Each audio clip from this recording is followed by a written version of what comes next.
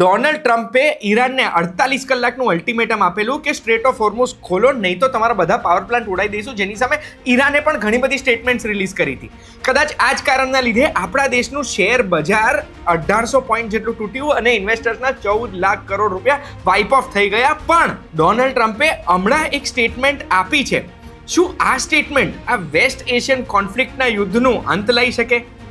સાચું કહું ના, આ વિડીયોમાં જોડે સમજીએ.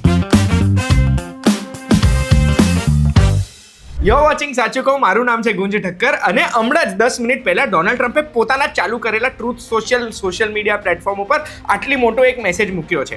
આ મેસેજમાં એણે શું લખ્યું છે ને એ જોઈને દુનિયાભરમાં આખું જગત ચોંકી ગયું હશે. આમાં ડોનાલ્ડ ટ્રમ્પે એવું લખ્યું છે કે ઈરાન જોડે છેલ્લા 2 દિવસથી અમે જે વાતો કરતા હતા એ વાતો પોઝિટિવિટી તરફ આગળ વધી રહી છે. કદાચ આ વાતોથી મિડલ ઈસ્ટમાં જે હોસ્ટિલિટીઝ છે, જે અત્યારે માહોલ છે, વાયોલન્સ છે, એનો પણ અંત આવી શકે છે. અને એટલે જ અમેરિકાના ડિપાર્ટમેન્ટ ઓફ વોરના બધા જનરલ્સને ડોનાલ્ડ ટ્રમ્પે કહી દીધું છે કે આવનારા 5 દિવસ માટે ઈરાનના કોઈ પણ પાવર પ્લાન્ટ ઉપર હુમલો કરતા નહીં. આનો મતલબ શું થયો?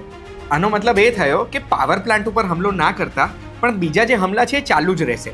અને આ પાવર પ્લાન્ટ માટે સ્પેસિફિક વાત કેમ કરી ડોનાલ્ડ ટ્રમ્પે? કારણ કે ગઈકાલે જ ડોનાલ્ડ ટ્રમ્પે આ જ ટ્રુથ સોશિયલ ઉપર એક એવો મેસેજ કરેલો કે અગર જો 48 કલાકની અંદર સ્ટ્રેટ ઓફ હોર્મુઝ ઈરાન ખોલી નથી દેતું તો અમે એમના બધા પાવર પ્લાન્ટ તબાહ કરી દઈશું, એના ઉપર અટેક કરીશું અને સૌથી મોટા પાવર પ્લાન્ટથી શરૂઆત કરીશું. જેના જવાબમાં ઈરાને પણ ઓલરેડી એવું કીધું હતું કે જો અગર અમારા પાવર પ્લાન્ટ ઉપર હુમલો થાય છે તો અમે ત્યાં ઊભા નહીં રહીએ, તો અમે સ્ટ્રેટ ઓફ હોર્મુઝને પૂરેપૂરું બંધ કરી દઈશું. એટલું જ નહીં, ઇઝરાયલના જેટલા પણ નેટવર્કિંગ સેન્ટર્સ છે, એટલે જે ડેટા સેન્ટરો છે ને, એના ઉપર હુમલો કરીશું. ઇઝરાયલના પાવર પ્લાન્ટ ઉપર હુમલો કરીશું. ખાલી ઇઝરાયલની આખા મિડલ ઈસ્ટમાં અમેરિકાના જેટલા પણ બેઝ છે, એ બેઝને પાવર આપતા જેટલા પાવર પ્લાન્ટ છે એના ઉપર પણ અમે હુમલો કરી શકીએ છીએ. એટલે બોસ, ભૂલ ના કરતા અમારા ઉપર હુમલો કરવાની. એટલું જ નહીં, અમારે આ રેકોર્ડિંગ ચાલુ છે ને ત્યાં સુધી ઈરાનનો જવાબ પણ આવી ગયો કે ડોનાલ્ડ ટ્રમ્પે જે કીધું કે અમારે ડાયરેક્ટ વાતો ચાલે છે જે પોઝિટિવ તરફ આગળ વધી રહી છે, તો ઈરાને એવું સ્ટેટમેન્ટ આપીને કહી દીધું કે અમારે કોઈ ડાયરેક્ટ વાતો ચાલી જ નથી રહી અત્યારે. એટલે એક બાજુ ડોનાલ્ડ ટ્રમ્પ 2 દિવસ પહેલા એવું કહે છે કે 48 કલાકની અંદર આવું નહીં થાય તો પાવર પ્લાન્ટ ઉડાવી દઈશું.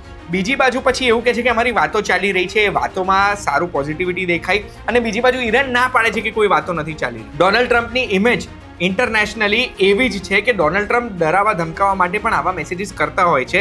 તો કાં તો પેલો 48 કલાકવાળો મેસેજ ડરાવા ધમકાવવા માટે હતો, જોવા માટે કે શું ઈરાને હાર માની લીધી છે કે નહીં, કાં તો પછી અત્યારનો જે 5 દિવસવાળો મેસેજ છે ને, આ લોકોનું ધ્યાન બીજે ભટકાવવા માટે છે. કારણ કે આ મેસેજ જેવો કર્યો ને ડોનાલ્ડ ટ્રમ્પે, એવું તરત જ અમેરિકાનું સ્ટોક માર્કેટ એકદમ જ ઉપર ખુલ્યું અને ચારેય બાજુ એવી વાતો ચાલવા લાગી કે શું અમેરિકા અને ઈરાનના યુદ્ધનો અંત છે કે નહીં.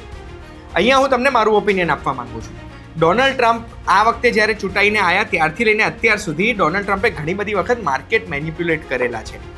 એવા સ્ટેટમેન્ટ્સ આપે જે સ્ટેટમેન્ટ્સથી ક્રિપ્ટો હોય કે પછી સ્ટોક માર્કેટ હોય, એમાં ડોનાલ્ડ ટ્રમ્પને ક્યાંક ને ક્યાંક ફાયદો થયો હોય છે. તો મને એવું લાગે છે કે ડોનાલ્ડ ટ્રમ્પે જે આજે સ્ટેટમેન્ટ આપી છે ને, એ સ્ટેટમેન્ટ માર્કેટને થોડું ઉપર લઈ જવા માટે છે, અમેરિકાના માર્કેટને, કે પછી અમેરિકાના લોકોને થોડું શાંતિ આપવા માટે છે. કારણ કે ત્યાં ડીઝલના ભાવ પહેલી વખત 33% જેવા વધારવા પડ્યા છે. અને જો સ્ટ્રેટ ઓફ હોર્મુઝ બંધ થઈ જાય તો દુનિયાભરનો 20% ક્રૂડ ત્યાંથી નીકળે છે એ નીકળવાનો બંધ થઈ જાય. બટ એટલીસ્ટ આ મેસેજ જોઈને એક વસ્તુ આપણને એ સારી લાગી રહી છે કે જે એસ્કેલેશન હતું, જે યુદ્ધ ઠંડુ પડવાની જગ્યાએ હજુ પણ વધારે વાયલન્ટ થઈ રહ્યું હતું, કે પાવર પ્લાન્ટ સુધી વાત આવી ગઈ. કારણ કે આવા પાવર પ્લાન્ટ બનતા વર્ષો વીતી જાય છે અને કોઈ પણ દેશના પાવર પ્લાન્ટ ડિસ્ટ્રોય થાય છે તો ત્યાંના લોકલ નાગરિકોને જ તકલીફ પડે છે.